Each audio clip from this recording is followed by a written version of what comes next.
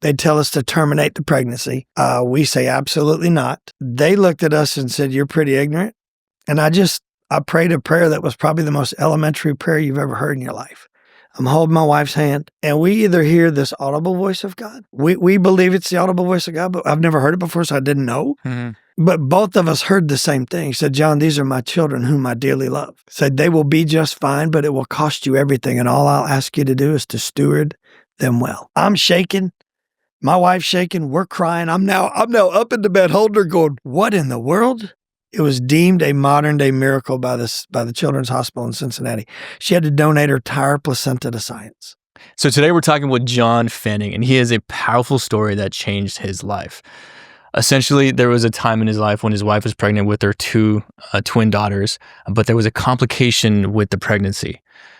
And the doctors were advising them to just give up on the pregnancy, but that's not what they wanted. And so with some prayer and some faith and a divine encounter from God, they essentially had a miracle and everything changed. And in that moment, John devoted his life to Christ and to ministry. And now he's a pastor at City Reach Church. And so today we're going to dive into that story and a bunch of other stories because I know he has a lot to share. So that being said, let's jump in. Yeah. So John, yeah, glad you're here, man. Yeah. Thanks for having me. Yeah. This is awesome. Yeah. So before we jump into this like life-changing moment for you, give us some background. Growing up, what was your faith like then, and how did your it's kind of how did your faith evolve over time to the point of that moment? Well, so I'll give you hopefully the 2-minute version, right? Really, really quick. So I grew up in New York. I'm the youngest of 8 kids, Catholic family. Okay. Right. My dad was an executive for ABC, the television network. He was one of the 4 major executives. So it was either LA or New York, and my mom and dad said New York. So we grew up with snowmobiles and shoveling snow for our childhood. Nice. But my dad got a promotion, if you will, and they gave him his own television station. So when I was 10, we moved to Birmingham, Alabama. And they said 4 hours away from the beach is a whole lot better than shoveling snow and riding on snowmobiles. So really, it was right there where my faith really started. So we would go to Catholic church, right? We would do the due diligence, and we'd argue all the way to Catholic church, and we'd argue all the way back. So we weren't connected. There wasn't any life in Christ. It was just this religious activity that we did. And I didn't know any different. I just did what, basically our family was doing. And I got invited at 10 years old to a retreat outside the Catholic church. It was a huge bonfire. And this guy, man, I'll never forget his name. His name was Pastor Mike Boughton. And he preached this message, and I heard it, and I went, man, that's crazy. I said, yes, I want Jesus. And then he says, anybody want to be baptized in the Holy Spirit? I said, I want it all, right? So I came up, and man, I received the baptism of the Holy Spirit. My whole body was on fire. And everything seemed to come alive at that moment in my life. How old were you, by the way? I was 10. Oh, okay. Yeah, it was a total miracle because I didn't know anything about that world. Didn't know anything about how Jesus and the power, how any of that actually worked. So, going forward from there really wasn't anybody to ask about, hey, what is this walk?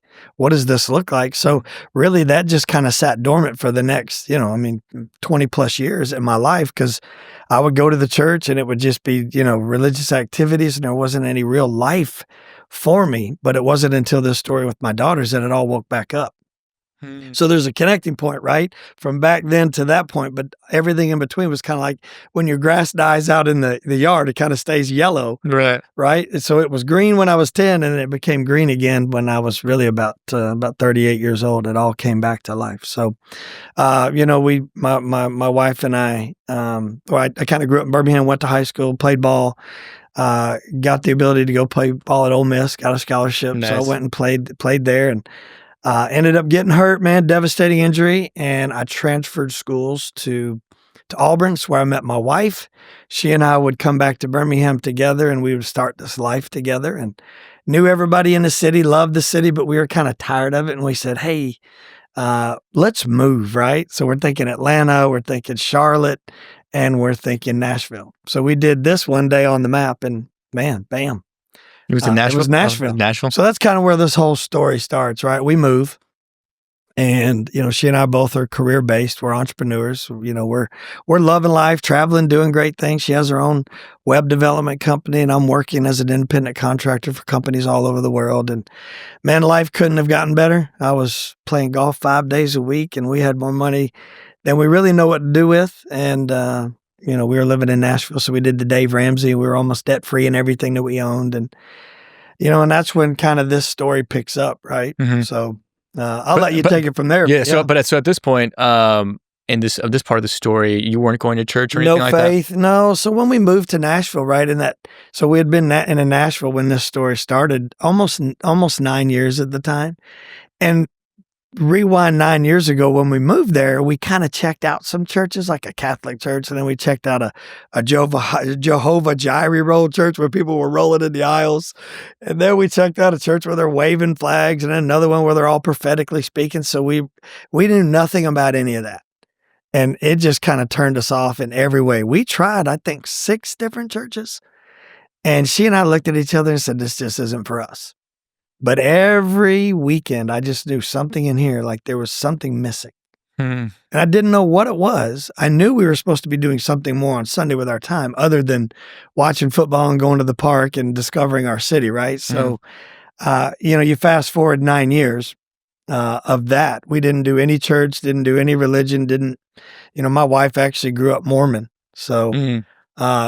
Catholic and a Mormon come together. We just spontaneously combusted and didn't do anything.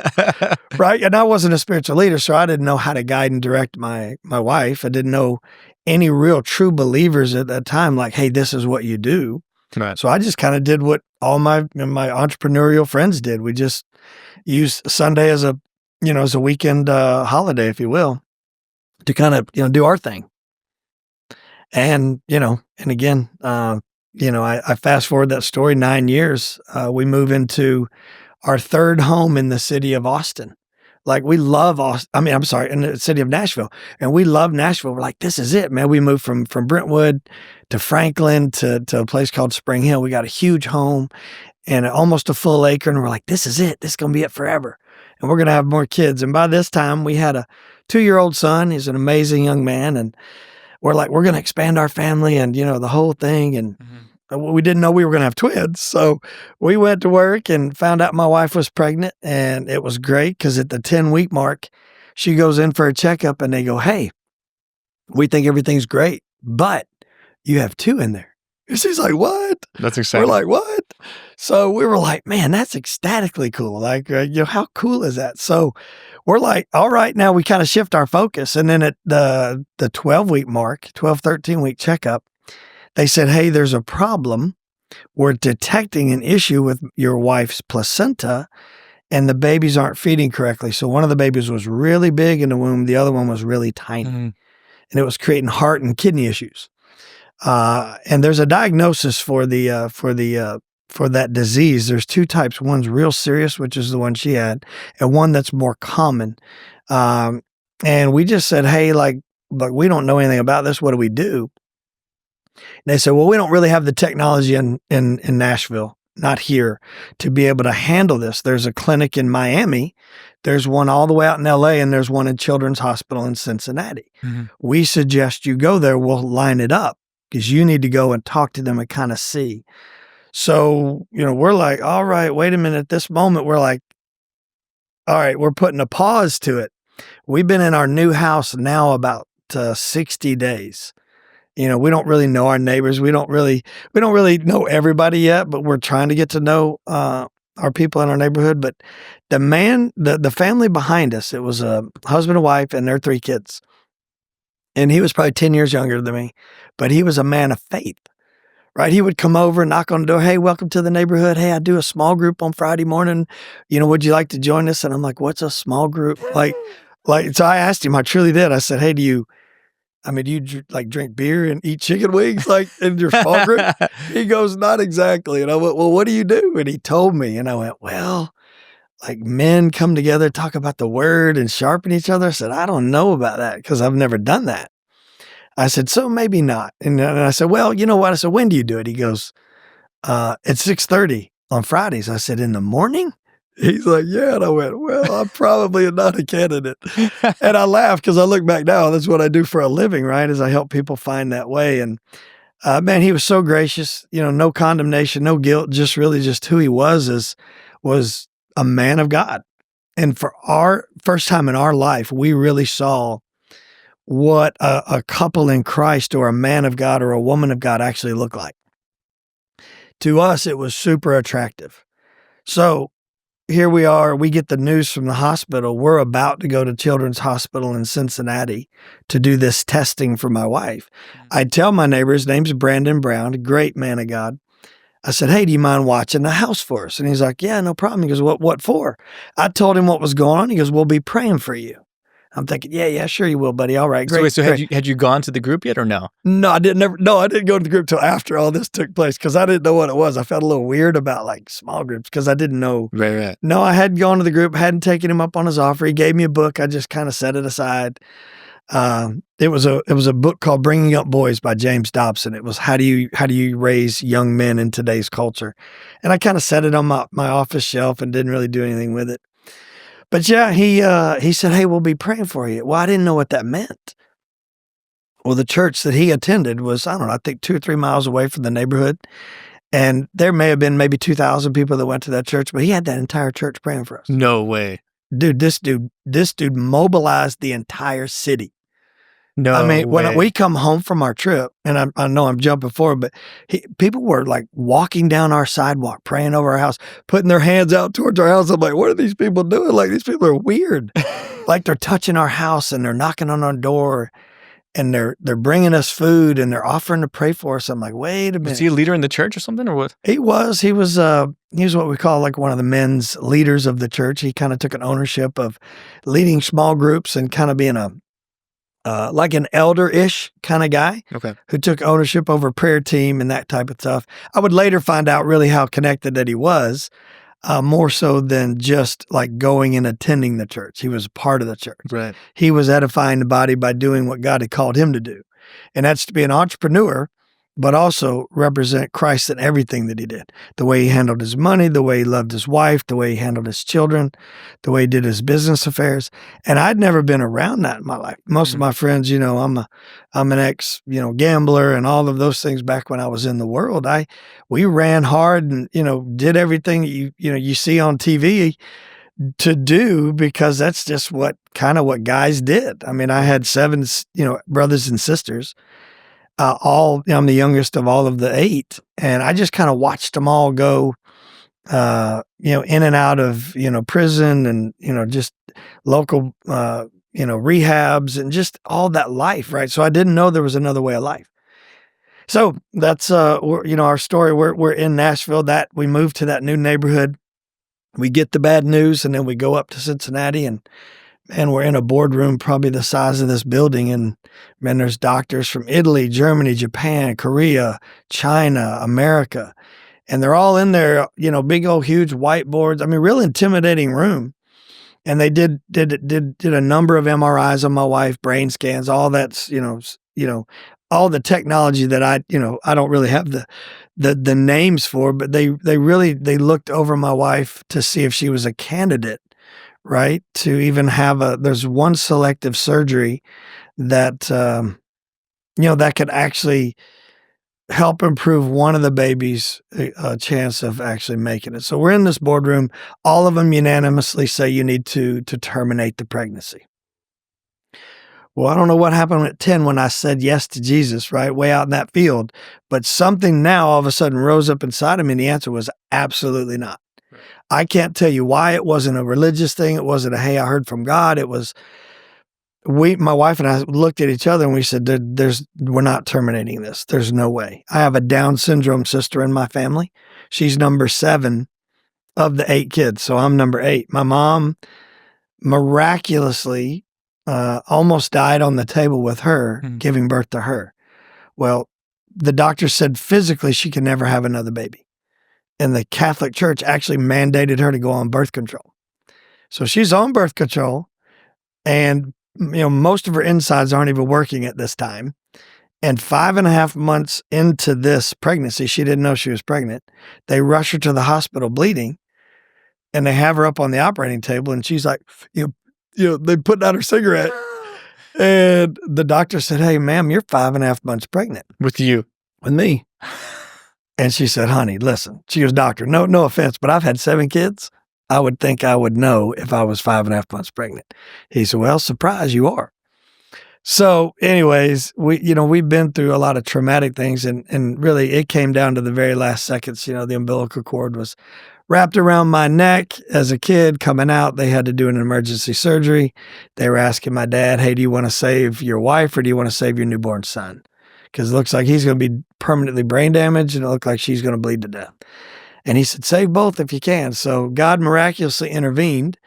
I would later find out when I was 28 years old that I have an uncle who's a priest, right, who performed my wedding ceremony, but I have an aunt who's also a spirit-filled nun who declared over my mom before I was born that I would be a doctor of people's hearts, that I would make it through surgery, right? I was making it through that pregnancy, and I would be a doctor of people's hearts one day. Not a surgeon, but a doctor of people's hearts. No way. She writes this to me when I'm 28 years old. I'm like, "Mom, you could have told me that a whole lot earlier in life, right?" Oh, wow. That's like Jesus finding out when he's 33. He's like, "Oh, now you're like the..." Yeah, right. 100%. Guess who you are, right? Yeah. So, man, you're a miracle baby. Like, miracle baby. like, I mean, you were put on this planet for a reason. Like, God, like, wanted you. I mean, that's cool. You had some people praying over you and watching over you before you were born. Yeah, and it's wild because we never knew really the true power of God growing up. I was always doing the religious activity. Now, I went to a Catholic high school in my city in Birmingham. All my brothers were, like I said, they were in and out of prison and pretty rough character. Love them to death, but they've done some rough things, and they got kicked out of every high school in the city. So there was only one school left, and that was the Catholic school.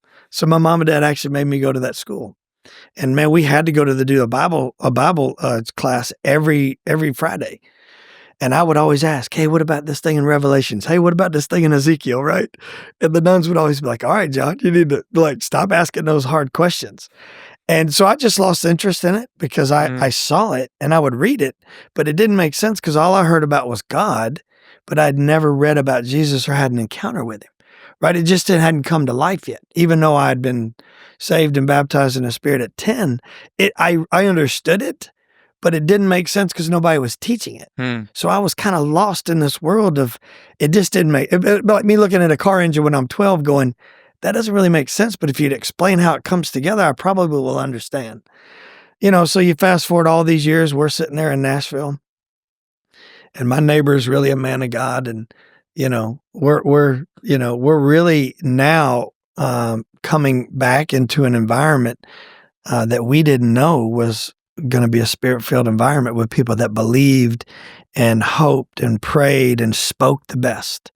Right? The book of James talks about the power of words. Man, nobody was speaking anything ill or negative. So my wife and I are in this boardroom, right? We go back to the story. They tell us to terminate the pregnancy. We say absolutely not.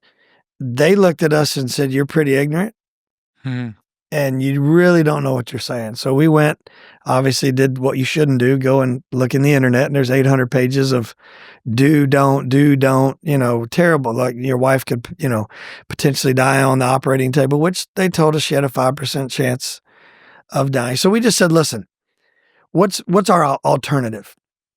They said, "Really, there isn't one." They said, "You can hope for the best and see, kind of walk this pregnancy out by not doing anything and just watch both babies kind of perish in the womb, if you will, for a lack of a better term. Or there is a selective surgery that had only been performed 1,282 times in the world at that time. Which is not a lot at all for surgery. Which is not a lot, not when there's 7 billion people on the planet.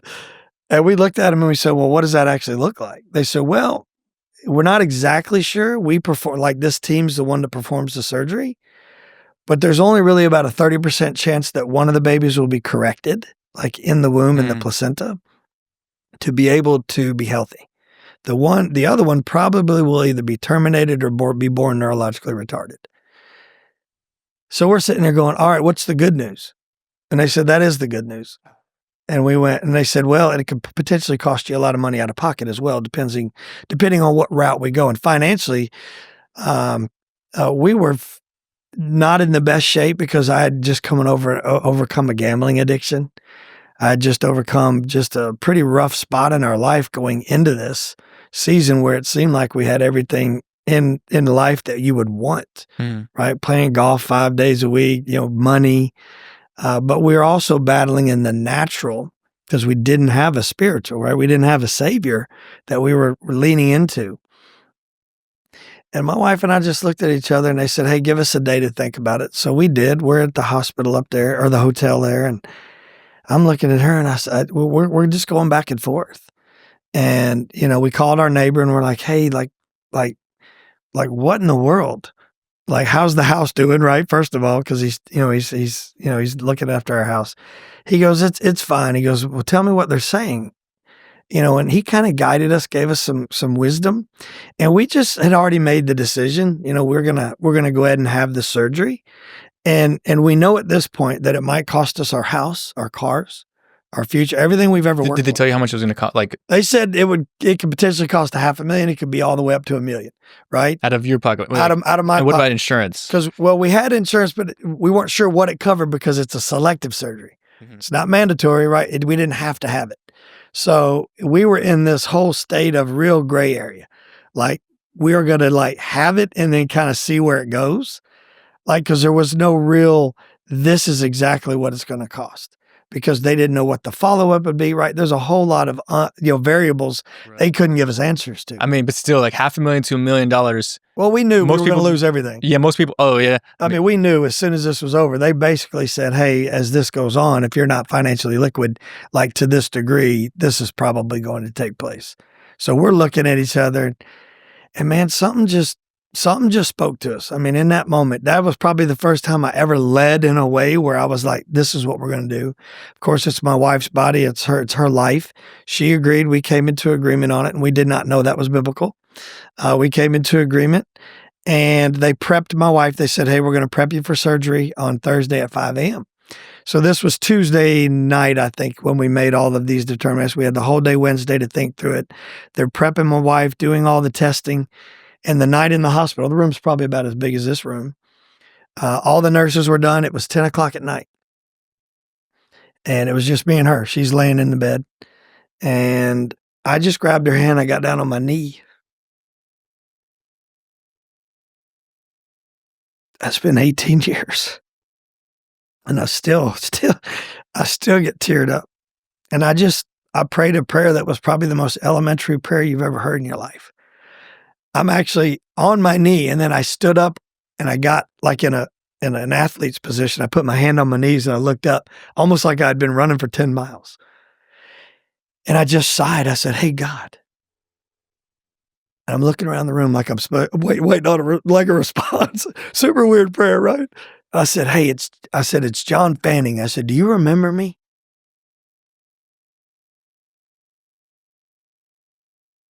I said, I don't know what's happening with all of these diagnoses and all of these doctors.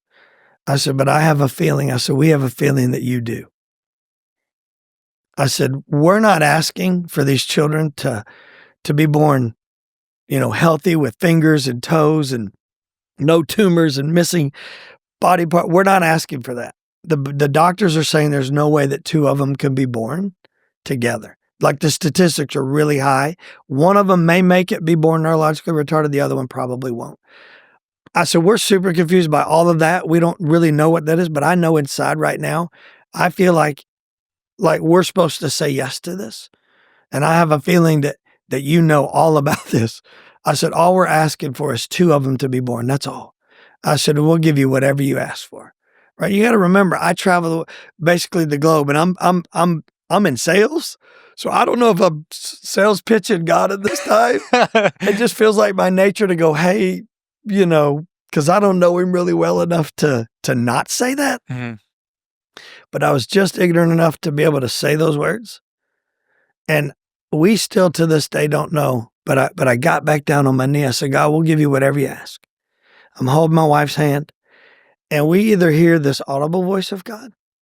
We believe it's the audible voice of God, but I've never heard it before, so I didn't know. Mm-hmm.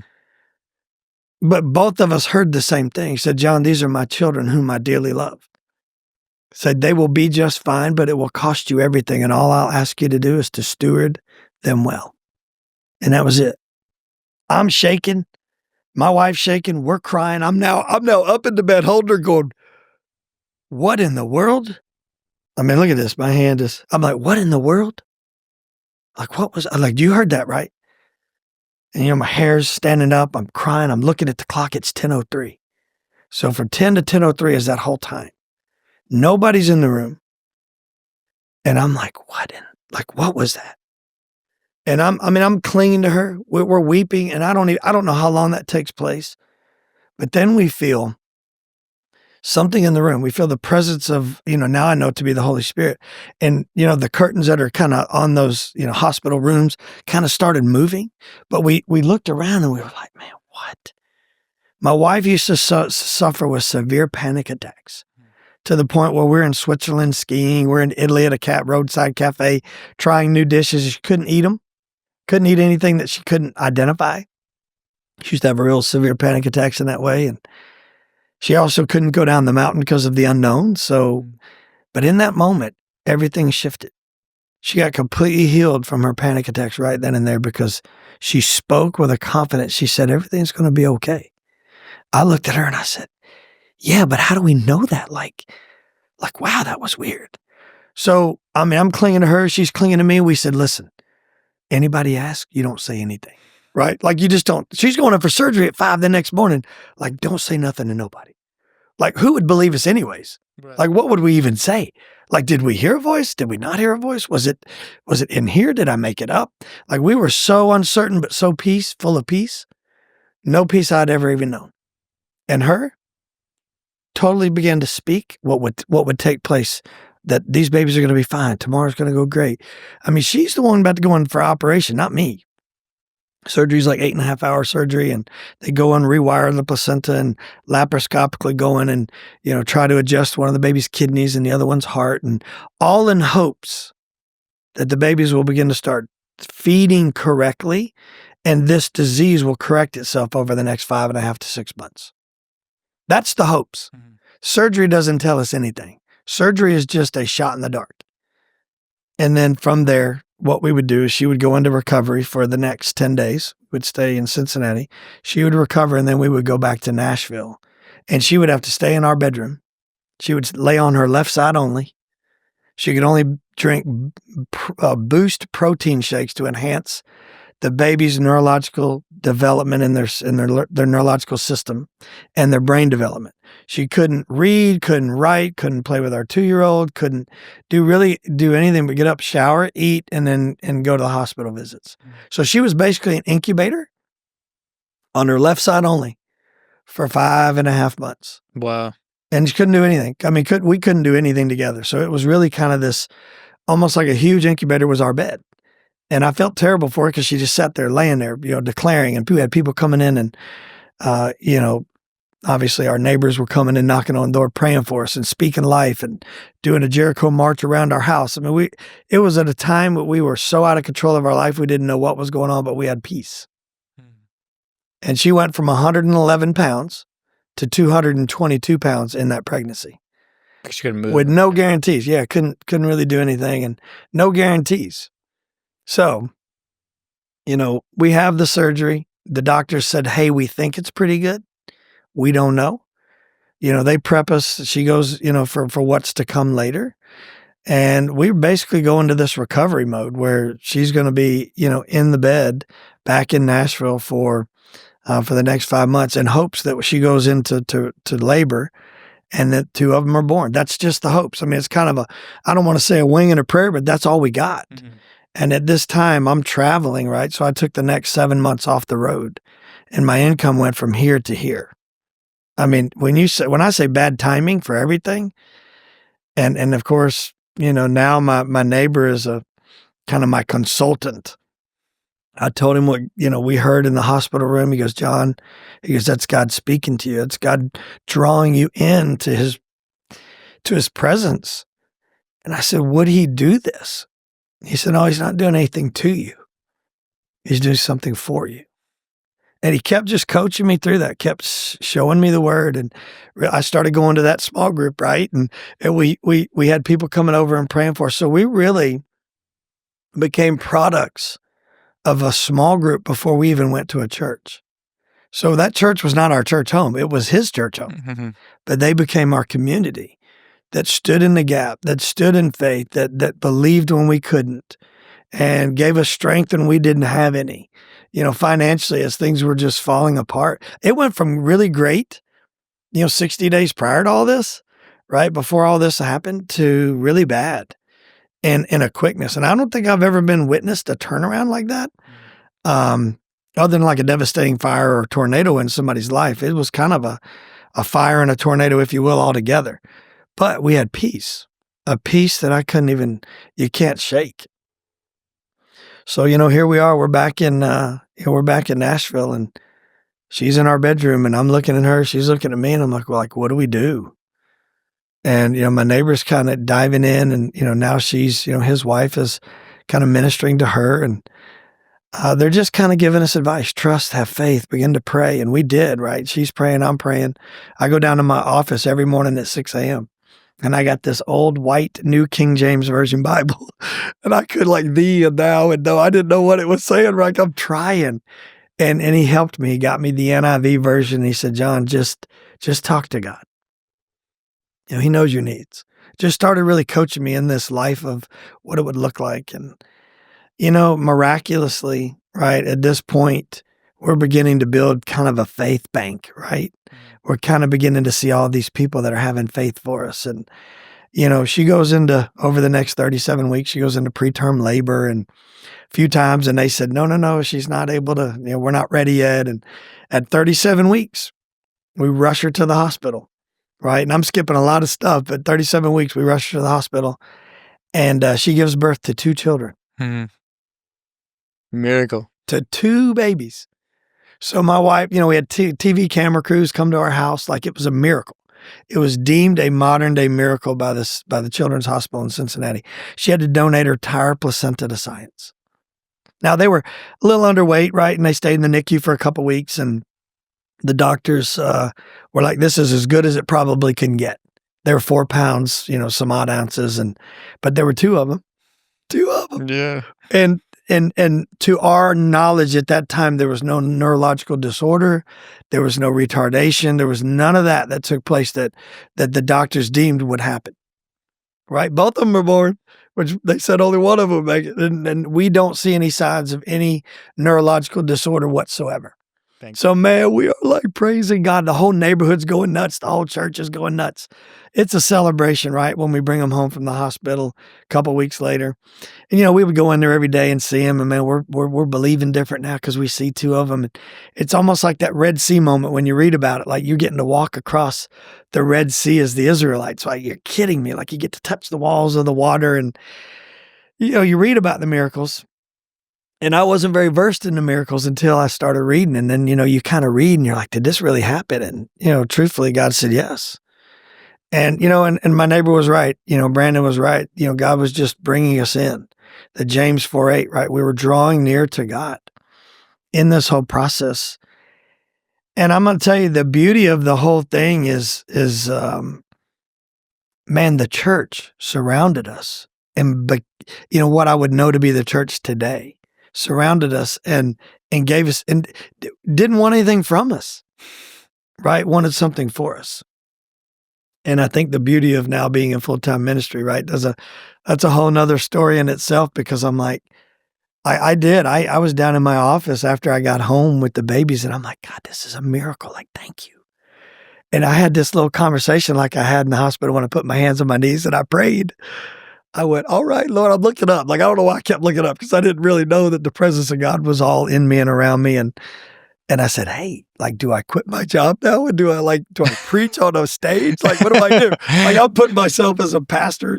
I had no idea what I was saying. Mm-hmm. I had no idea what I even meant. I knew that I told him I would give up this world that we were living. Not that it was a terrible world. It's just that I knew that we wouldn't walk through this, and he wouldn't want me to share the whole, share the story with the entire world.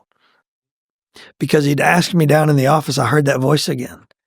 And he said, John, do you trust me? That's 18 years. I hear him say that. I said, Lord, yes, I trust you.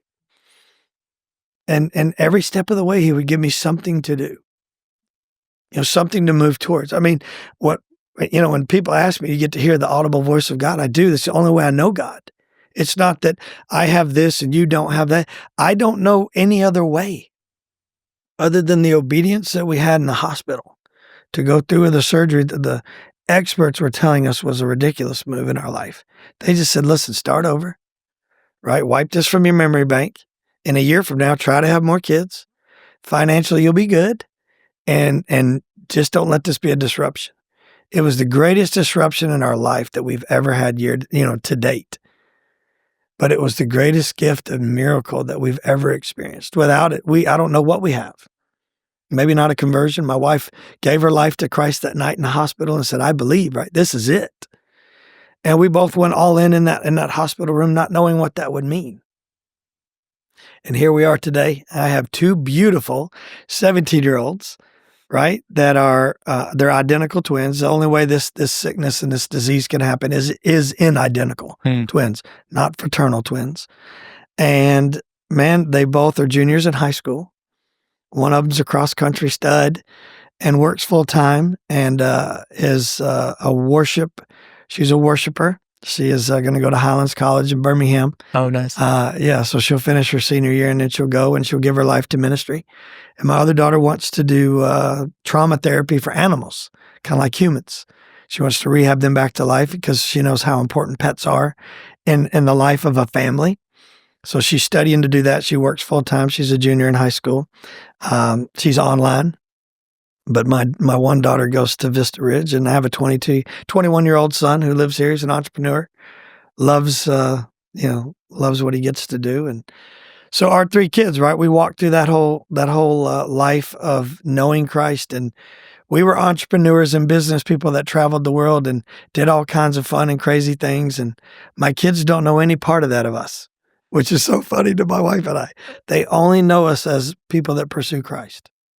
Oh, that's great. It's great. I mean, yeah. Isn't that wild? That's wonderful. And God asked you too in that moment to steward them well. And it sounds like you have. And I mean, and first we just have to acknowledge 17-year-old. And it sounds like they were both healthy, intelligent. They have their fingers and everything. I mean, they're both athletes. I mean, my one daughter just stopped playing volleyball. She was a travel volleyball, high school volleyball player. Thought she wanted to go to college on a scholarship and realized that she wanted to lay that down for a greater cause. She really believes she loves animals. She brought home a rescue.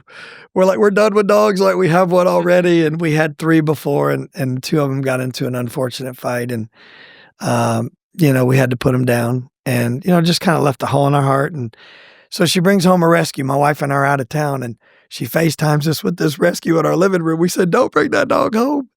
And she had him at home and that dog has fit in ever since. It was a couple months ago and just has a desire and a passion. And I told her, I said, if you find what you love, right, do what you love and, the money will come. You'll never work a day in your life. So we really kind of helped our children realize that that's, something that they should pursue. And my one daughter decided to be, online, and my son decided he wanted to go online too. He was a stud football player in middle school, stud basketball player, stud golfer. Nice. Ranked 57th in all of Texas. Oh, wow.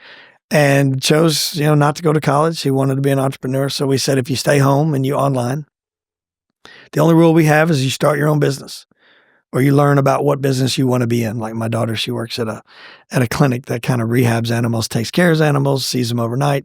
So she's in it. He was in it. He started his own company when he was 16. And nice. Oh, wow. Now he's 21 and he does 2 things and it's amazing. So, God said steward them well. We've done the best that we know how to do, right? A lot of it was stumbling blocks. Like we stepped over stuff and tripped and hit our face on the table sometimes. And then we got smacked by the tree branch. And then we, little by little, my neighbor would help us get into the church and really get acclimated to really a life in Christ. And at the 6-month mark after the babies were born, I'm down in my office and I'm walking around my office praying and just giving God thanks. He audibly spoke and said, it's time to go home. And I kind of caught me off guard. Interesting. I went, wait a minute. I said, I am home, Lord. This is our dream home. Like what home are you talking about? And I'm thinking to myself, no way he's talking about Birmingham, because we've been in Nashville now 10 years and we love it here. Like, this is our forever home. And we just bought this house and all this just happened. And so I kind of turn the light off and I go upstairs and I'm kind of like a little weirded out. It's kind of like that hospital moment. And I went down the next morning. I'm a creature of habit. So 6 a.m., I'm down there praying again. And I hear the same voice. It's time to go home. So I turn the light off. I go upstairs. And after about day 28, this happens 28 days, or it happened a total of 30 days. In a row. And on day 28, I said, okay, Lord, I don't ever want to use the word agitated, because I don't ever want to seem like I'm super casual with God. But I couldn't, it didn't make sense. Like, our income's going from here to nothing. Bills are now coming in. We're struggling to really figure out what this looks like, right? The doctor said, don't leave Nashville till they're 2 years old. This was kind of the caveat after the surgery was done. They said, oh yeah, by the way, they could develop Tourette syndrome or something similar. One of them could still pass away up until they're 2 years old. We went, wait a minute. That's like, what? Like, all right. Like, who told us that? And when did we hear that? And maybe we didn't hear that. And they said, yeah, neurologically, it's been proven that, that's happened in babies. It seemed to be fine one day, and the next thing you know, there's a neurological, kind of shift. Medically, I can't explain it. Don't have any idea how to explain it. So it seemed kind of odd that many days in a row I would hear that. So I kind of got frustrated, and I'm just going to use that for a lack of a better term. I said, God, are you talking about Birmingham? Like, no way would I go back there. Like, we said when we left, we would never go back there.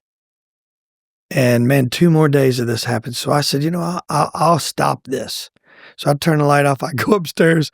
I'm a little frustrated, a little surprised, a little kind of bewildered, if you will. Did you talk to your wife about this? No, this is it. So I go upstairs and she's holding both babies. And I said, hey, I think I've been down in my office the last 30 days and I'm hearing this. It's time to go home.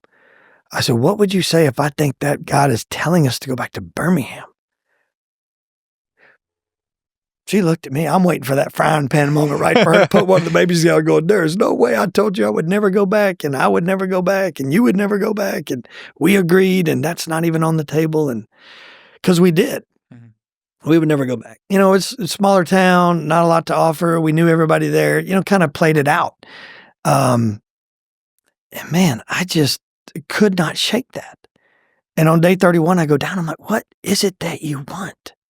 Like, God, like, I don't understand. I'm talking to my neighbor. He said, John, apparently God's leading you to something that you just have to trust him in. I'm like, yeah, that sounds real easy for you to say. You've been a believer your whole life, right? Like this is kind of new to me. Right. And he goes, man, just trust God. Whatever he says, just do it. He goes, be obedient to that. Then he takes me to Abraham and chapter 22 in Genesis and, sacrificing your son Isaac. And then he took me all the way back into the scriptures and, the life before Isaac and what happened, and kind of explained it all to me. He said, John, God's after your obedience.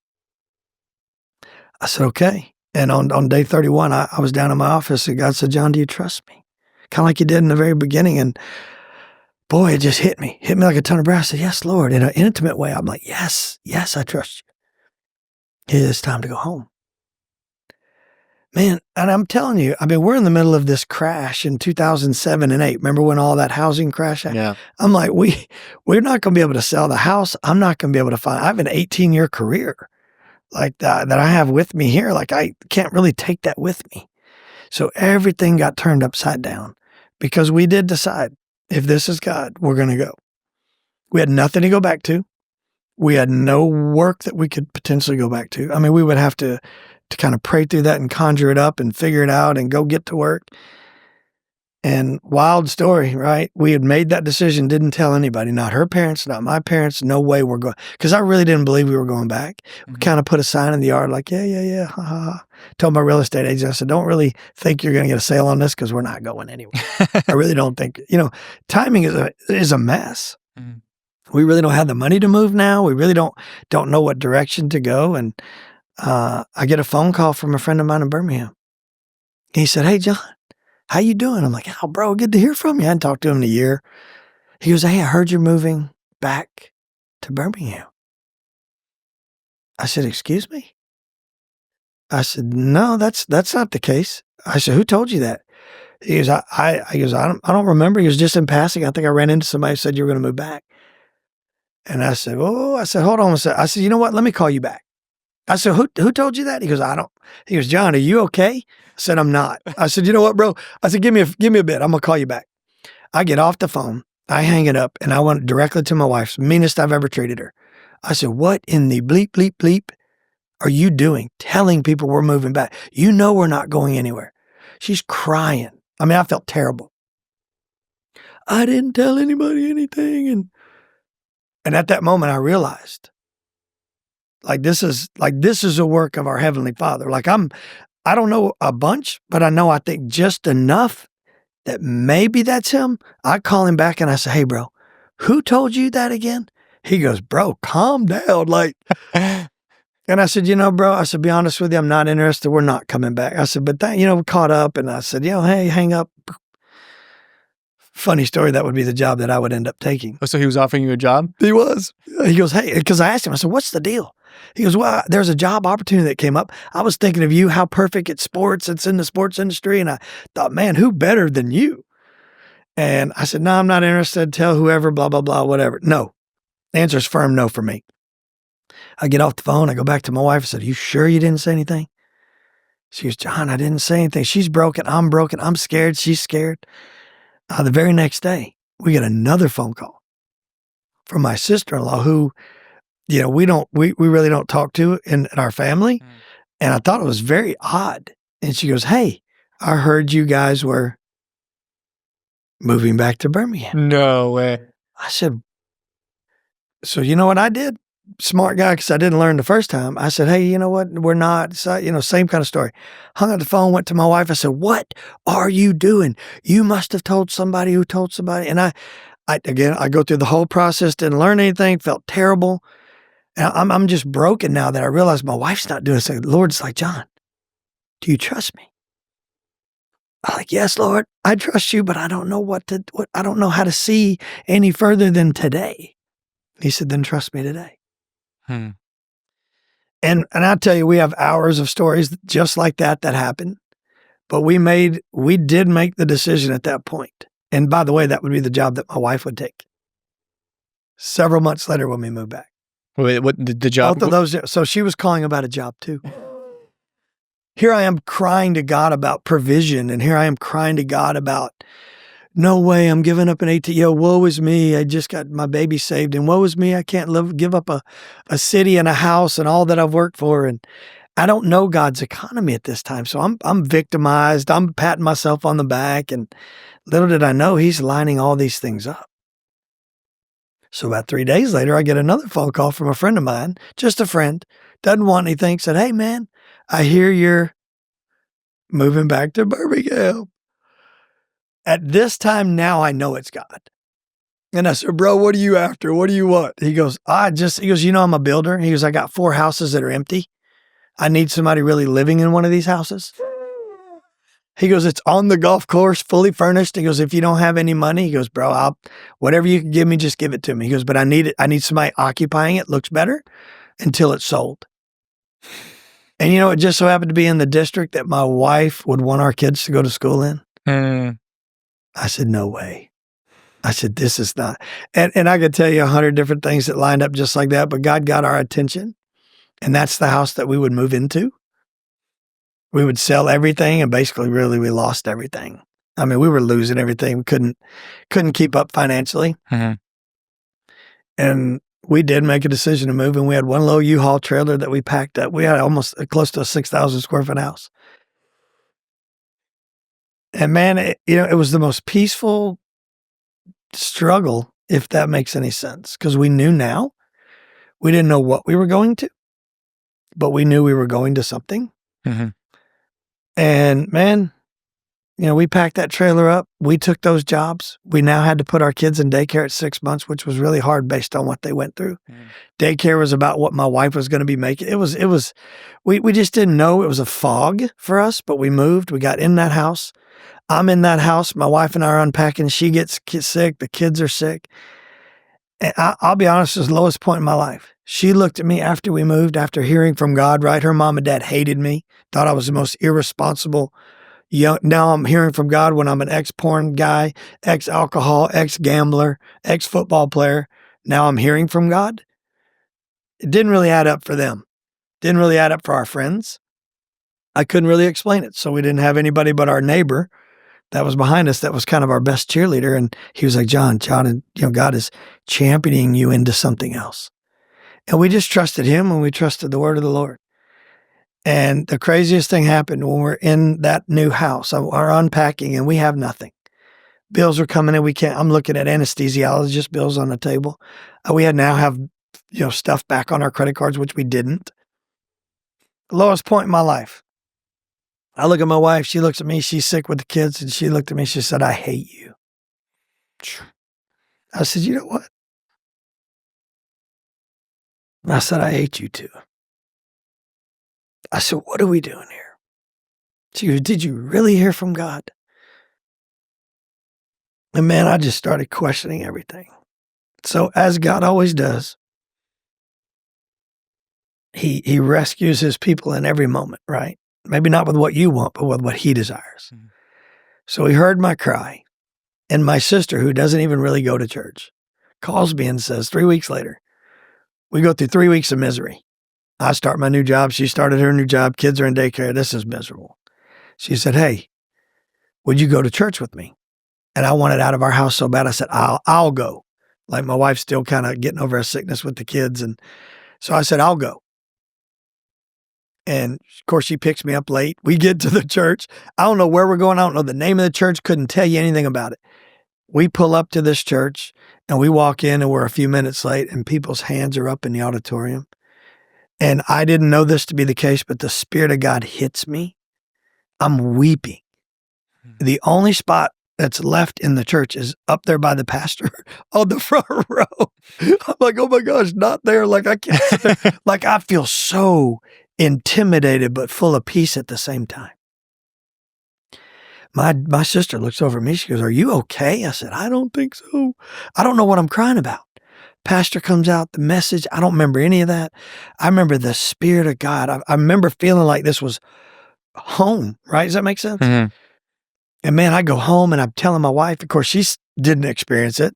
She's like, take one of the babies, she's sick and, he's sick. And it was a hot mess at home. So the next week, my sister asked the same thing. My wife's still not feeling great. I go again, same experience, even stronger. And of course, we're late again, so we have to sit on the front row. I'm like, oh my gosh, I feel like everybody's watching me. I feel like I'm flush red. And the wildest thing, I go home and I tell my wife about it. And the next week, she's able to go with me. And we put our kids in daycare, the whole thing, check them in. And that's kind of hard for my wife because he's, all the what we went through. And it's really trusting. And we walk in and man, she gets hit by the Spirit. I get hit by the Spirit. Of course, we're late again. We sit up in the front row. And man, I am like, what in the world is going on? She's going, what in the world's going on? We're crying. We're weeping. And I'm like, it's like that moment in the hospital, I mean, we're kind of shaking. We're kind of like, God, what is this? We're really uncomfortable, but comfortable at the same time. And my sister's like, hey, are you guys all right? Like she's attending the church, not getting the same experience. And man, we go home and we're just mesmerized. I mean, we're like in this trance. And we wait for the whole week to go back around. Things are kind of getting normal in our life, if you will. And we go back the fourth week and we sit on the third row. We make it in time next time. So we get to sit on the third row, right? And after the service is over, the pastor comes down and he looks at me and he goes, hey, there's a massive call of God on your life. You don't know this. I have no idea who he is. And I turned around to the guy behind me. I said, hey, buddy. I said, I think he's talking to you. And he looks at me and he goes, no. He goes, bro, my name's Pastor Blake. I said, great. I'm John, but I don't think you're talking to me. He goes, no, I'm talking to you. He goes, well, I was up on stage. God highlighted you to me and gave me some words for it. I said, what? I said, well, first of all, bro, we just got here. Like, what did we do? Like, he's like, nothing, man. Like, I'm like super intense. I'm like on the defense, right? Because I'm used to like, if you get caught out, you're in trouble or, I don't know where I learned that, but just kind of this like, whoa. And he goes, no. He goes, hey man, why don't we, he goes, let's exchange numbers and let's go to lunch. And I remember this vividly asking him, I said, what did I do wrong? He goes, bro, you didn't do anything wrong. He goes, I just want to get to know you. I thought it was a trick. And of course, I tell my first lie in church, right? We're back at church 4 weeks. I tell my very first lie. He goes, you like Mexican food? I said, oh, yeah. Oh, you don't like Mexican food? My wife hits me in the arm. She goes, you don't like Mexican food? And I'm like, what do you tell a pastor? Like, I don't know. Like, this is all so new. And man, just a couple of weeks later, we would meet up and the journey of our walk would begin, right? I would read the Bible 4 times in 2 years supernaturally. And I had an ocular dysfunction, wouldn't allow me to read and retain. God healed me of that. I mean, when I say miraculous things, we got plugged in, we got involved. You know, this pastor and his father that were pastoring at Church of the Highlands in Birmingham. Shout out to Church of the Highlands. That was a church? Yeah, Church of the Highlands. Wait, what was the pastor? So the pastor at that campus we were at was Blake Lindsay and his father, Keith Lindsay. Okay. And at the main campus was Chris Hodges. Okay. So we watched Chris Hodges on the screen, but every campus has a local campus pastor. Right. So it was them that began to speak into Melissa and I's life. And it was Pastor Chris Hodges that would begin to lead the way in our spiritual journey. And we would go all in. We would stay the next several years and we would go to Bible college. We would get put on teams. We would get saved, redeemed, washed by the blood in groups. And I mean, when I say fast tracked, I mean, it's like we had been living this way our entire life.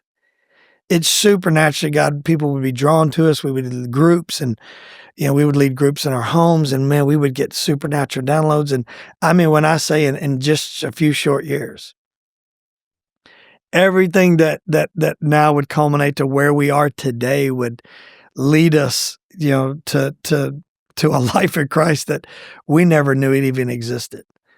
And then 10 years ago, we are at Church of the Highlands at the main campus praying, and it's day 15 of 21 days. And I think my wife and I are doing mostly juice, and we hear the voice of the Lord say, it's Austin. And I said, Boston? I'm like, because you know, Lord, I don't like going to no Austin. I'm making a joke about it because I heard something separate than my wife heard. My wife heard something different. She heard Texas. I heard Austin. And I said, Lord, like, I don't know anything about Austin. Like I kind of know where it is, but like, that's kind of weird. But like, I'm like, we're in because we were looking like, Lord, where are you calling us? What are we doing? What does this look like? And I said, can you confirm that in some way? And this was a Friday. Saturday goes by, nothing. Sunday goes by. I'm at our local campus and a guy comes up to me who's a high-level leader at the church. And he goes, remind me after the last service to talk to you about Austin. I said, no way. What? I said, no way. So he goes, hey, man, there's this church over there. It's an amazing church. And I know the executive pastor and he's looking for a guy just like you. And I went, it almost was like slow motion. And they would get us connected that next week. And then we would talk. And then the week after that, the senior pastors would be in town and we would sit. Wait, so what pastor is this? This is Pastor Joe Champion at Celebration Church here in Georgetown. Okay. Yeah, Round Rock, Georgetown. And man, we fell in love with them and they fell in love with us. And man, we just, we said, this is God. And that's kind of how this whole journey began 10 years ago. And here we are 10 years later. Now we're with City Reach Church. I've been with them 7 years and God's doing amazing things. And, you know, he's really kind of just turned our life upside down. And this whole story is really the story that he used. You know, God asked me to prepare a way that anytime anybody would ask about him, I would have a 1-minute version, a 5-minute, a 10, a 30, and then the extended version, right? If anybody would ever give you the time, which I've told that version many of times. I've sat in homes and elevators and coffee shops and hospital rooms and, you know, from the stages and you name it. And he just said, share the story of my goodness. Because I was worried, right, at first, and I was holding that New King James Version Bible. I was walking up and down. I said, Lord, I don't know this. Like, I'm thinking, if you want me to do this, like, it's kind of weird because I don't really know this. And it's so hard to read the King James. Oh, it was so hard. It was so hard. And he said, John, I've given you a testimony. Just share that. I went, oh. So I just tell them about you. And this will come alive in their life at some point. Oh, okay, that's how this works. I was super, super naive, super novice, super green, I didn't know what. And you know, and that's kind of our story in the, you know, I guess the 30-minute version. And there's so many things in between that, you know, we're humbled, we're grateful, we're thankful. Our children are beautiful. They're beacons of light for Christ. And yeah, we're like any other family. We battle, we fight. The enemy has a plan to kill, steal, and destroy. Our children and our family and our marriage and our finances. And that's what makes it so real. Is we went through. Well, we lost everything. We had to file bankruptcy. And I mean, when we moved back to Birmingham, it all happened. It just came in a flood. And thank goodness we were living in my friend's house because we couldn't have got approved for nothing. I went from having everything to having nothing. And in that journey, and, the last 3 years that we were in, Nashville, 60 days before this happened, I gave a friend a $15,000 check to help him. Nothing in return. Didn't need anything in return. This was before all the tidal wave of this happened. We gave $48,000 worth of our furniture away in our house to somebody who needed it. I gave my Lexus to a friend of mine. I was traveling in a LS 430. This was all before. Just gave it, and I would give. So we were givers. We loved people. We spent most of the money. Like I gambled, and that was part of my testimony where I lost everything. And when I was a gambler, if I'd win, I'd give it to people. I would help them take trips, and so it wasn't like I was just this evil leaving. I just never did it for the glory of God. Right. It always felt good when I was doing it, but God said, "Now you will do it for my kingdom." Of course, I didn't know what that meant then, and obviously we know what it means now.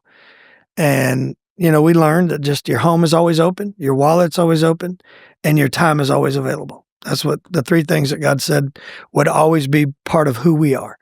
So we actually have a family living with us right now in our home, up in our guest bedroom and playroom. Nice. And we just want to help them get on their feet. I think they're moving out next Monday. So it's just a revolving door. I've had missionaries come and live with us, and strangers and people off the street. And I don't say that in a braggadocious way. I say it because God prepared a way. Right. Financially, logistically, all of that. He prepares the way. And we just say yes. So everything that we said in that hospital room, he's tested us on it, that we would give him everything. Because we've made 4 faith moves now of just walking away from whatever it is that we felt like we built. We built a business in Birmingham those last few years. And the name of it was L2G, and we said, "Lord, what does that stand for?" He said, "Live to give." He goes, "Because when this is over, you'll give it away." What was that business? It was a full service catering business where we would cook, and we would go into the 100 largest clients, like Dell Children's Hospital and Google and Xerox and those big corporations in Birmingham, and we would bless them with a meal, but we would also bless them with a full-time ministry that we started. So we started a business to support a ministry. So the ministry is we would give away an entirely free wedding if you would go through 9 months of covenant-based counseling to help save your marriage before it started. Wow. Yeah, so that was the last 5 years that we lived in Birmingham. We were serving at Church of the Highlands in high-level capacities, and I took this vision to my senior executive pastor, and he said, "John, this is God." I said, "I don't want to do this." But God said, "John, I only ask you if you're willing to, not if you want to." So we put our life on hold, built this business, built this nonprofit ministry to give everything away. 5 years of our life, hardest work I've ever done. We had 40 kind of volunteers that kind of came in and out, 8 full and part-time employees that helped us. We did the executive director for Outback Steakhouse Corporation comes to us when we're founding. We're laying the foundation. He goes, "Hey, I heard about what you're doing." He goes, "I want to come work with you. I'm retiring, but the only caveat is you can't charge me." I went, "Are you kidding me?" I was like, first of all, we couldn't pay you anyways, but like we're just launching. But, crazy God stories like that. We had a chef that had worked for Chef Ramsay up in New York come down and say, "Hey, I'd heard what you guys are doing. I want to be a part of it. But the only thing is you can't pay me." I went, well, I was kind of like, this is kind of a cool theme. But, just wild, obedient stories like that. Wow. And maybe we'll do a part 2 and 3. We're going to have to do a part 2 or 3 because, yeah. I shared these stories, right? I gave, when I was in Scottsdale last week preaching to a King's Brotherhood is what it's called. It's Christian business entrepreneurs all over the world that do anywhere from basically $1 million to $250 million, right? And they're all in that range, developing new companies, ideas, technologies. And I just kind of pastor over this group of guys. It's amazing. Nicholas Barely is the founder and the leader, and he's just kind of asked me to come alongside the guys. Well, I'm sitting there with these men, right? And you know, they asked me to preach a word and a message, and I give them a message and a word. But I really felt like God was telling him, give them the last 20 years of your life. Tell them what it looks like. Tell them what the obedience looked like and what the hearing from God sounded like. I said, Lord, are you sure? Like, it's kind of overwhelming, right? And I gave it to him, and man, everybody's tearing up in the room, and their eyes are as big as fried eggs. And, you know, I guess God was giving me that to tell me the story so I can never forget how good he is. I don't know if he wanted them to hear it or if he wanted me to remember it. I mean, both. I mean, Both. I mean, your testimony is one of the most powerful things you can share. And even Jesus told the disciples, like, share the testimony. And then, I mean, because they didn't know what to say. Yeah. They were just like, you know, share like the miracles and what Jesus had done. Yeah. And, man, your story has given me, like, I mean, there were tears in there, like goosebumps, like tingles. I could feel the Spirit. Yeah. And I mean, a few things. Like, one thing that kind of touched me is that, like, the way, like, God provided, and it says in the Bible, like, God will provide for you. Like, just, you know, trust in him and he will provide. And he gave you jobs, both jobs when you didn't even want to move. He gave you a place to stay. I mean, for me, like, so I feel like that touched that. So I quit my business for, like, essentially spiritual reasons. It wasn't aligned with, like, what God wanted. So I left that, ended a relationship. And so I ended a relationship. I was engaged, broke up with that. And so our lease was coming up, and I was like, okay, I want to start a business. But, you know, I didn't have any money coming in, so I wasn't going to get approved for, like, an apartment or whatever. And, you know, just God provided. And I have a friend who just happens to have his old house was, like, you know, he wasn't using it, and he was like, hey, you can stay at my place. There you go. And just pay me, like, I mean, I pay him rent because I was, like, at a principal, but he was like, man, you just pay me whatever you want. And, like, and to this day, I feel like he's at some level, like, you know, he's been like a guardian angel for my life. Sure. You know, even though he doesn't know it, and, like, you know, you know, can I tell you one part of that story? Oh yeah, that is it's just truly God, and it's truly amazing. That I really think that, you know, everybody who's listening and watching will probably go, wow, that can only be God, right? So, you know, we moved to Birmingham. We sell our house. You know, really, actually, we moved without it selling, right? It ended up going into short sale. So we lost everything. Here we are in my buddy's house, who's a builder, fully furnished, but he sells it.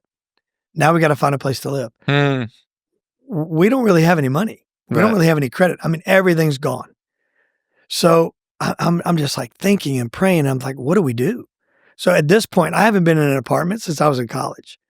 And my wife and I think year to date, we've owned like 14 homes, right? So I'm thinking, I'm like, what do we do? And my wife's like, well, we need to start looking. So we start looking, can't find anything. There is one apartment complex in that whole region that services the schools that my kids currently go to. And we don't want to disrupt their life, get them out of that. And we drive by it, and it's the name of the property is Colonial Properties. I'm thinking to myself, I know that company. One apartment complex in the whole region. And my old roommate at Auburn University is now the CFO of Colonial Properties, a $2.4 billion company in Atlanta, Georgia. And I said, you know what? We went and looked. We couldn't get approved. So I called my buddy. His name's Jerry. Shout out to Jerry if he's listening. And he said, Fanning, he said, what's going on? So I shared with him the updated story. He's like, bro, that's amazing. He's a believer. Nice. And he said, how can I help? I said, bro, we can't get into the apartment. We got no money for down payment. We don't have first months, last months, no months, right? We can't get the electricity on. He goes, I got it. Calls the apartment complex, gives us the biggest corner unit they have, right? Gives us first months, last months, and turns the utilities on. No cost. Wow. Us. The lowest negotiated rent you could get in that place. And we move in, and I'm telling you, I've owned almost 14 homes now. Best place I've ever lived. Really? Best place we've ever lived. Why is that? Just man, we did more ministry in that little tiny 1,100 square foot apartment with 3 kids. Here we are. Don't know anything from anything. And we move into that corner unit, and I look at the parking lot of that apartment complex, And I see a guy out there working, and I think, man, a basketball goal would be great. Well, you look in the bylaws, you can't have any goals, no soccer goals, no basketball goals, no tennis. And I went over and I just said, the Lord said, ask him. So I said, sir, I said, I've got a basketball goal. Can I put it up? He goes, si, senor. And I went, yes, that's all the yes that I need. I put a basketball goal up at the end of our little street there. Mm. So it's kind of a U shape, right? So there's apartments on this side, and this parking lot in the middle. So we're kind of in a U. It's like a cul-de-sac for a community. All these kids start showing up. Some, speak English, some don't speak English, some know Christ, some don't know Christ, 26 kids to be exact. Mm. Every Saturday morning, we would feed them and we would do a Bible study. I had to borrow Bibles from people. I started doing a 26 kids a Bible study, and then we would go play basketball.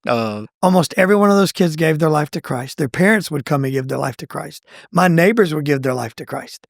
People would break down in the apartment. We were changing tires, leading people to Jesus, and then they would come to Easter service.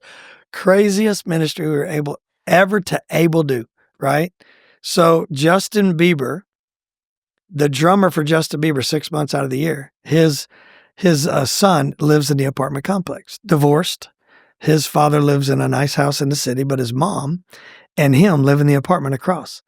She gives his life to Christ. She gives her life to Christ. He gives his life to Christ. He would now go to Highlands College. But I'm telling you, man, he grew up as a music kid, but just the influence that actually came from there, right? Just the wave of ministry God would allow us to do humbled us. But I'm telling you, it was the most peaceful place we've ever lived in. And when we moved, it was kind of a sad day. But God provided everything. The Christmas we were there, we had negative $42 in our checking account. I had to borrow a Christmas tree, and our kids got no Christmas gifts. But we have this jug. It's a clear jug that we throw money into all year long. It's called Save the World Jug. So the one thing we gave our kids every year, we would save money. We would take all of our extra change. We would intentionally throw $1, $2, or $5 in, and we would count it the week before Christmas. And it would sometimes be $200, sometimes $400, sometimes $800. And what we would do is we would go to Waffle House or we would go to IHOP that morning where whoever was open. We would pray and say, Lord, where would we go? And he would lead us to a place. Wherever we would go, that waiter or waitress that waited on us, we would tell them about Jesus. And we would say, Jesus sees you and knows that you're here today and he loves you. And we would give them that $850 or that $450. So wow. we call it Save the World. We call it Change the World Jug. Oh, that's a great tradition. We had $450 in that change jug when I had negative $42 in my checking account. Mm-hmm. And you gave it away. And my wife said, we're using that for us. Our kids need Christmas. I said, no, Lord. Let's pray because, my flesh is getting weak. Hers is getting weak. We're like, no. Like, we're going to use this for us. She went and bought 3 tablets, $99 Samsung tablets to give our kids at Christmas, unbeknownst to me. And I made her take them back. And we fought through that Christmas, and our kids said that's the best Christmas they ever remember because we had nothing. We had a borrowed tree. It was white and sat on a table like this because it wasn't tall enough. Super cool tree, but we had nothing to give but everything that we had in that jug. Mm. Best Christmas we've ever had. Guess what the mom of 3 kids said at Waffle House when we were there that morning? She was complaining about being at work. Really felt like her kids were going to miss her. She didn't have enough to make ends meet for the month. And I said, let me guess, just a wild guess, you need about $450 to make it through the true story. She's like, how'd you know? I said, I didn't. And we're all crying. My kids are getting to see what God is doing, right? And, that little snippet of our life, that little takeaway where we went from this 3,000 square foot house on the golf course, fully furnished, to an 1,100 square foot apartment. For anybody listening, for anybody watching, I promise you he'll see you through it. If you can have negative $42 in your checking account and no hope in sight, and you're working 2 jobs you don't want to work, trust me, there's an end in sight. Just push through, trust what God is doing. Get back in your word, get around a community that's gonna champion you with God's word, not their opinion. Don't call your uncle. If he's not saved, don't call him. Call somebody you know that's rooted in the word and just let them know, hey, here's what I'm struggling with. And really give it to God. Let him place his remedy on it, because when you do, it can only be God. That's why this story is so unique, because nobody helped us. I had a former roommate, and I won't use any names, very successful businessman, very multi-millionaire, was one of my roommates in school who came to that same apartment. And he said, you need to get your life together. You need to take care of your kids and bleep, bleep, bleep that ministry thing that you're doing, because that bleep, bleep, bleep God that you're serving, look at you. Can't even provide for your family, and you're telling me God's real? This is my best friend. Our birthdays are one day apart. We went to college together, shared a lot of life together, and he would soon pass away. He actually passed away 2 years ago. And man, it was a hard moment, but it was a moment that I had to make a decision. It was either the world telling me what I was going to be and become, or I was going to continue to let Christ build my character and mold our identity in what he's already told me that I am. And that's obviously found in the word. And if you're struggling, it's the word that answers everything. It's the book that answers everything. And I'm telling you, there's not one thing that I've come up against that we've come up against a lot. And that's just one of, I mean, we could sit here we could go through episode 33, I promise you, and we'd still have stories just like that one. And I'm telling you, most people look at me like, are you kidding me? Are you making this up? And I'll tell you, bring my wife on here. We are better people for it. Our children are better people for it. The relationship, that gnosko, that Greek word for knowing, that intimacy of knowing God, right? I knew who God was from the neck up. Like I knew in Birmingham, Alabama, there's a lot of churches, but I'd never had an encounter with Jesus Christ face to face. And then when we did, right, that scripture, one moment in my presence is better than thousands elsewhere, changed everything. And in that apartment, God would give us the scripture, Proverbs 3:5. Which one's that one? Trust in the Lord with all your heart and lean not on your own understanding. And every question God would ask, it was very simple. He said, John, do you trust me? We didn't go into big, long dialogue. It was, John, do you trust me? And the answer is, Lord, I do. He said, just get back to doing what it is that I called you to do today. Live today. And I was like, man, Lord, it seems so simple. And one day would lead to the next day, and the next day would lead to the next day. And he never had me overlook today. And I read a book by John Maxwell called Today Matters. And John Maxwell's actually my favorite author, 28. I think I've read 29 of his books now. Oh, wow. Of his 87. I'm on the way. I'm still trying. And I've had a chance to meet him and be with him in some of these settings. And I'm going to tell you, he's a great leader. And he reaches both audiences, unsaved and saved. And what's beautiful about it is, yesterday's over. Can't do anything about it. So whatever happened with your wife, your kids, your finances, your business partners, your ex, your fiance, your kids, your college tuition, whatever, just put it aside. Today's the new day. He said he's giving you a fresh manna to live today. So I would just encourage you, live today. And don't stop at 11 p.m. Go all the way through midnight. Live today and then start over again in the morning. And just trust him for today's promises.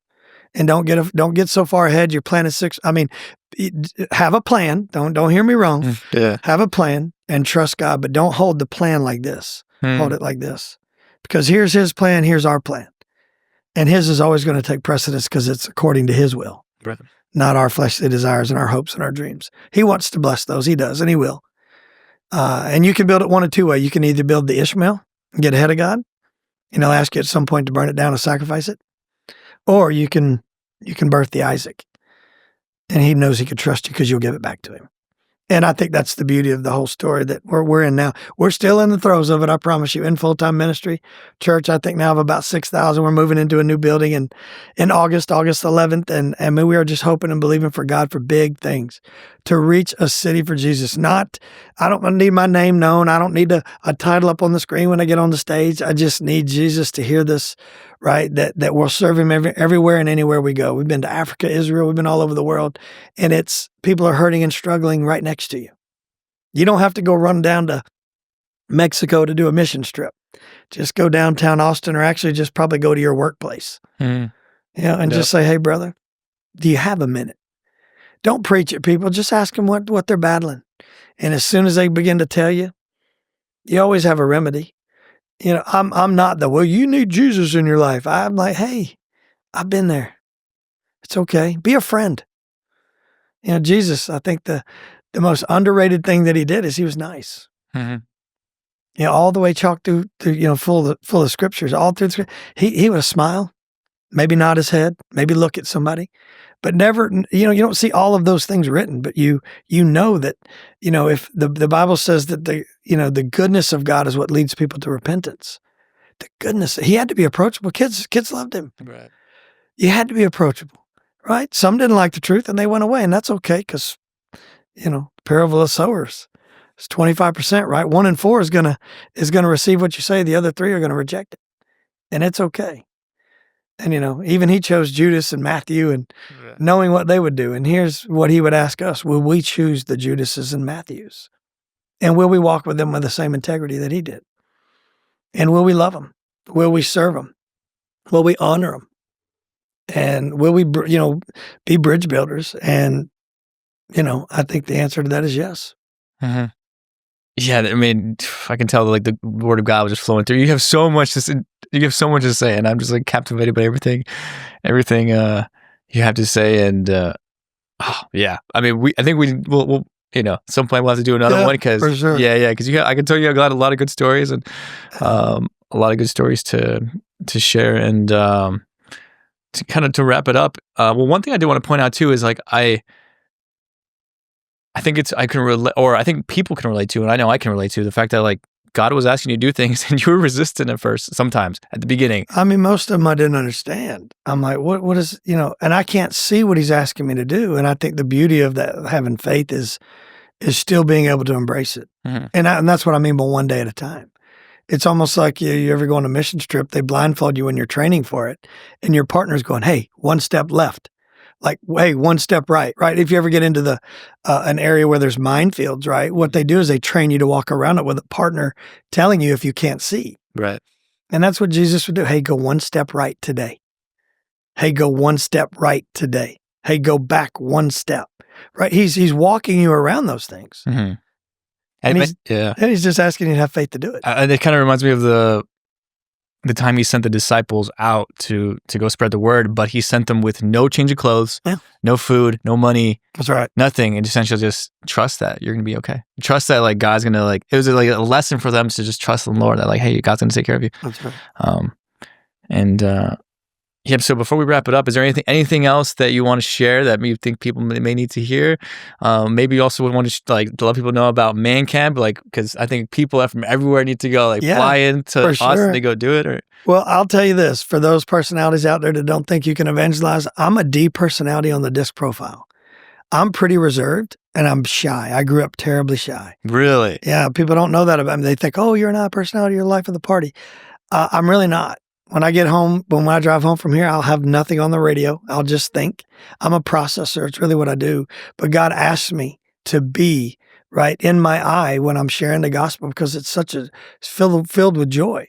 So for those of you that don't think that you have the personality for it, you don't have to be the one that runs out on the street and, preaches a message. You just be nice. Just lean across the aisle or at the gym or at Walmart or at your kid's school or in college or workplace, wherever you are, and just say, hey, man, you doing okay today? Doesn't take a lot to do that. And then you'll develop into this personality you didn't know you even had. I'm really reserved. I'm really quiet. Most people would never know that about me. And God would call me to be a pastor. How about that? Never would have guessed. Stages in front of, sometimes thousands. Scared to death every time. And I would encourage you, just step out in faith in a small way. It could be your neighbor. It could be one of your children, right? Just lay a hand on them, pray for them. Doesn't have to be elaborate. As you heard back in my story, it was elementary. And yes, so speaking of, being plugged in, if you don't have a place to go, and, obviously we'd love to have you at City Reach Church. And if you don't have a home, come on, check it out, kick the tires, see what you think. Our pastor is Chris Gilkey. He's a Marine. He's sold out for Jesus. I love him because he loves Jesus. Yep. I follow him because he follows Christ. He's not trying to write a book. He's not trying to get, he's not trying to be Instagram famous. He's preaching the straight word. And as far as Man Camp goes, we go out into the woods on October 10th and 11th. I tell you, if you want to be involved in any way, shape, or form, be around men, come. We do competitions and we have fun, but you don't have to be doing the competitions to be on a team. Our teams are anywhere from 15 guys to 30 guys. And if you want to just sit and cheer them on, or if you want to, be the guy that throws axes or hits nails, you can do that, or you could do tug of war, or you could do arm wrestling. Everything in between. What we know, most men aren't connected. And if our men are going to help lead the way in our city, we have to be connected. Mm-hmm. So I would encourage you, go to the website, go to the events page, and just sign up. Man Camp I'll put a link 2025. down in the description. Yeah, I mean, the Man Camp is some of the most. It's so fun. It's one of the best experiences ever. I enjoyed it so much, and this year I plan on inviting basically all the men that I know. So yeah, everybody's welcome. You don't have to go to City Reach Church. It's going to be a citywide thing in 2027. We're going to ask you to just bring a team, have some fun, because I know this, collectively we have the greatest resources known to man that we can help and really just move in our city and help bless our city. If Shoreline, a Celebration, and Red Rocks and City Reach, we all come together, the men, and we're all resourced in AI technology and finances and all of the things. God will use all of it to reach our city. And let's lock arms and do that, right? It's not, nobody needs to get the credit. Jesus will get the credit. Yep. Yeah. So that's why we're building this, right? We're building kingdom-minded things. So, I love that. Thanks for having me. Yeah, thanks for being on. Oh, this is awesome. It's so juicy, so good. Thanks for being on, and appreciate you sharing your story. And I'm confident it'll inspire people and move some people. I hope so. I pray it does. Yeah. Yeah. Appreciate it. All right. Thanks, John. Yeah. Thank you. Yeah.